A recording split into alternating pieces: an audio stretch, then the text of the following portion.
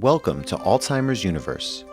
This lesson is meant to be a primer for our ALZU course for healthcare providers entitled The Clinical Practice of Alzheimer's Prevention, a Precision Medicine Approach. We will now cover the history of the Alzheimer's Prevention Clinic at Weill Cornell Medicine and New York Presbyterian, and provide a brief introduction on how to care for an Alzheimer's prevention patient. The rest of this course will cover topics such as who is an Alzheimer's prevention patient, how to assess an AD prevention patient, and how to create personalized Alzheimer's prevention plans using baseline and longitudinal assessments. Throughout this course, we aim to give healthcare providers of different backgrounds an overview of how to take care of patients to reduce their risk of Alzheimer's in an evidence-based and structured way in line with their individual expertise and resources.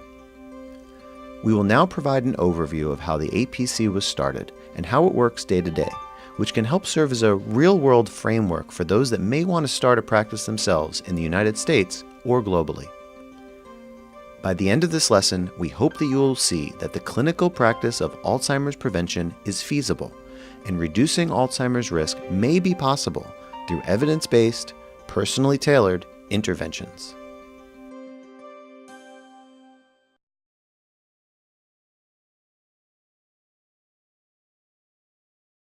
The Alzheimer's Prevention Clinic at Weill Cornell Medicine and New York Presbyterian has been providing direct clinical care to patients with a family history of Alzheimer's disease since 2013, and it's now one of several such clinics throughout the United States and Puerto Rico.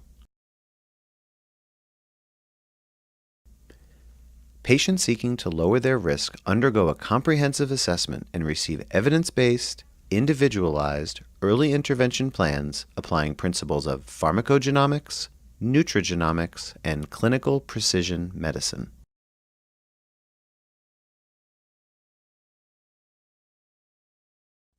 According to the National Institutes of Health, precision medicine is defined as an emerging approach for disease treatment and prevention that takes into account individual variability in genes, environment, and lifestyle for each person.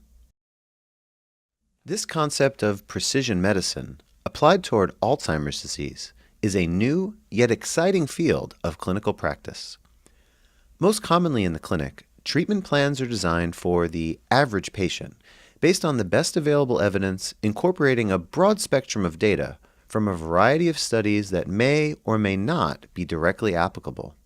However, it may be most practical to provide patients with an individualized, detailed plan for reducing the risk of dementia after an extensive evaluation of their medical history, lifestyle factors, body composition, laboratory, and cognitive assessments. A comprehensive, multimodal management plan can then be carefully crafted by cross-referencing each point of data, and the patient is then followed longitudinally to evaluate the effectiveness of this clinical precision medicine intervention. As an example of how it was possible to start a type of practice utilizing this approach, we will briefly walk you through our sequential stages of growth.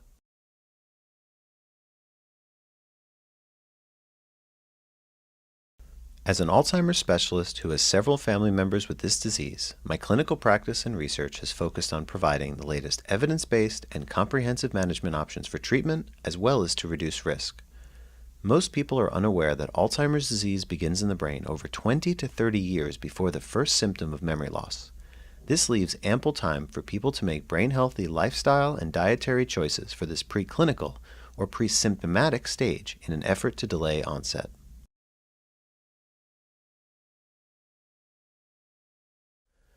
Initially, the clinic was staffed by one neurologist with the help of a clinical secretary to help manage appointments and the usual office calls. During the first year, visits at the Alzheimer's Prevention Clinic included a 1.5-hour introductory visit with the clinician. The visit began by discussing clinical and family history and was followed by biometric analysis, at the time using a very inexpensive body fat sensing scale, and also ordering of routinely available tests and labs to detect modifiable risk factors. In addition, some limited online cognitive testing via Alzheimer's Universe, www.alzu.org, was completed. This website is a free online resource created to educate clinic patients and the public at large about Alzheimer's prevention and treatment. The site also includes tools to help assess and track cognitive function over time. As the evidence expanded, we added additional metabolic, lipid, inflammatory, and nutritional risk factors for cognitive decline to our lab panel that we followed over time. In January of 2014, the basic lab panel was replaced with a more comprehensive and advanced panel that has been more commonly used in the preventative health and preventative cardiology fields as part of routine clinical care. These included a lipid panel with advanced measures such as LDL particle size, common diabetes screening tests such as hemoglobin A1C, fasting insulin, and adiponectin, nutritional markers such as serum omega-3 levels and omega-6 levels, as well as their ratio, as well as a host of other markers such as cystatin C, which is one of the more recent blood biomarkers of AD risk. We also included genetics for the first time, including the ApoE and MTHFR genes to help better personalize care. For each modifiable risk factor that was treated, each patient would receive typed-out recommendations on how to address individual risk. Additionally, since the treating physician was intervening and spending considerable counseling time to educate the patient, the clinic practitioner would be able to bill for this time using the code corresponding to the modifiable risk factor being treated. In July 2014, a second neurologist with fellowship training in cognitive and behavioral neurology and epidemiology was recruited to be able to accommodate the long waiting list of patients and to help further develop the clinical research program and patient registry. At this time, we also added more comprehensive cognitive testing performed at each visit in the clinic. This was essential in an effort to both obtain a baseline, but also to track cognition over time and evaluate response to therapies. A half-time research coordinator was hired to administer cognitive testing, which was facilitated using the NIH toolbox via the computer, as well as several more traditional pen and paper tests. Each session initially lasted about an hour, with later expansion of the battery to an hour and a half. While the cognitive testing was able to be interpreted by and billed for by the treating neurologist, we then needed some additional help from a research perspective to help analyze the data being collected. We added 2 part-time remote neuropsychologist consultants, Dr. Robert Krikorian from the University of Cincinnati, who has a specialty and research interest in nutrition and the brain, and Dr. Josefina Melendez-Cabrero, a clinical neuropsychologist who is currently now the director of the Alzheimer's Prevention Clinic and Research Center in San Juan, Puerto Rico. This was essential to help assist with our further development of the neuropsychological battery as well. Thanks to philanthropic support, additional consultants were brought on board on a part-time basis, including a preventative cardiologist, social worker, registered dietitian, and a variety of other multidisciplinary specialists. We also hired several research coordinators, currently Catherine Hackett, who will be pursuing graduate school for neuropsychology, and Emily Caesar, who will be pursuing medical school in the future. Again, due to a growing waiting list and interest from throughout the country, a business plan was developed and we hired a nurse practitioner in 2016. Most recently, an associate director of the Alzheimer's Prevention Clinic, Dr. Lisa Mosconi, was recruited to oversee and help grow the research program.